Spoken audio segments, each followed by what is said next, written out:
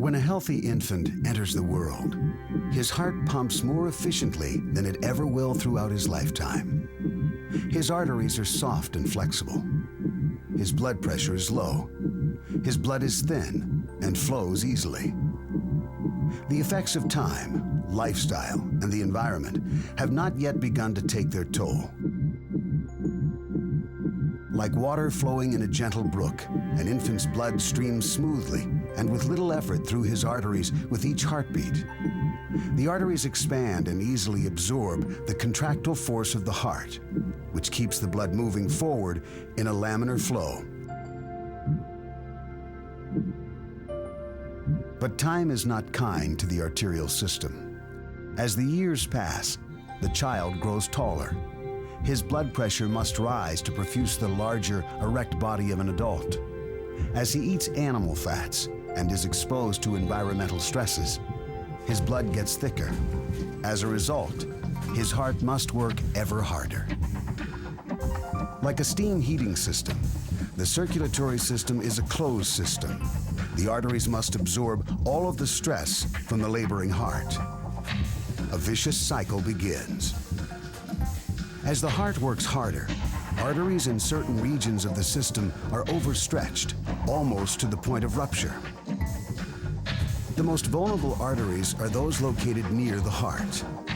Acting as shock absorbers, the proximal aorta and the arteries feeding the heart and brain absorb the impact of ejected blood as it is punched into the arterial system by the now forcefully contracting left ventricle.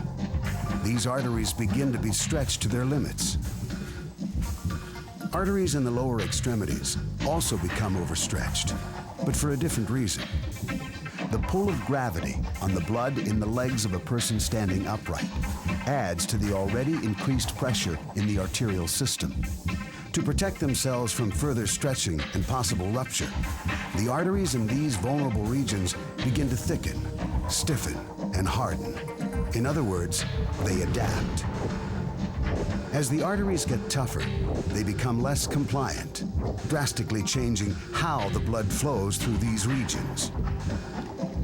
To continue to maintain life-sustaining perfusion, blood flow becomes turbulent.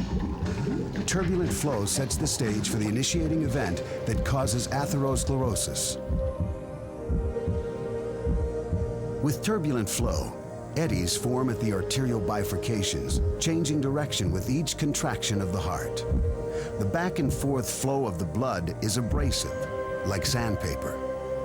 The intima of the artery adapts to this assault by forming a callus to protect itself from injury.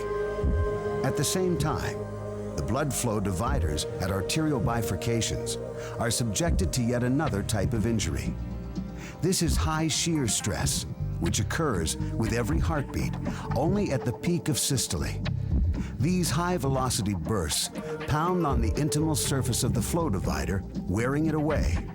The intima adapts to this attack, forming its own type of callus to protect itself.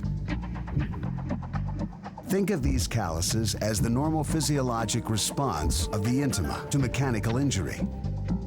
Nature has programmed the epidermis and other cells in the body to protect themselves from repetitive injury in their own ways.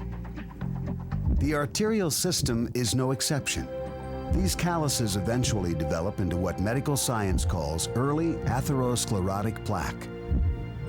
Each callus, a bump in the arterial wall, further disturbs the blood flow and creates more turbulence in the non-compliant regions. This sets into motion the end stage of the deadly cycle of atherosclerosis. In a distortion of the original adaptive process, the callus grows as this cycle accelerates. The increasingly turbulent blood flow instigates the buildup of more and more plaque. How fast the plaque grows and what shape it takes depends on the composition of the blood, genetics, lifestyle, and environmental stresses. Most often, the final event is plaque rupture, or dissection, that almost instantly stops all blood flow. A stroke, heart attack, or amputation follows. The chain of events that forced the heart to overwork and to function so inefficiently has again claimed another victim. one of the 60 million Americans afflicted with cardiovascular diseases.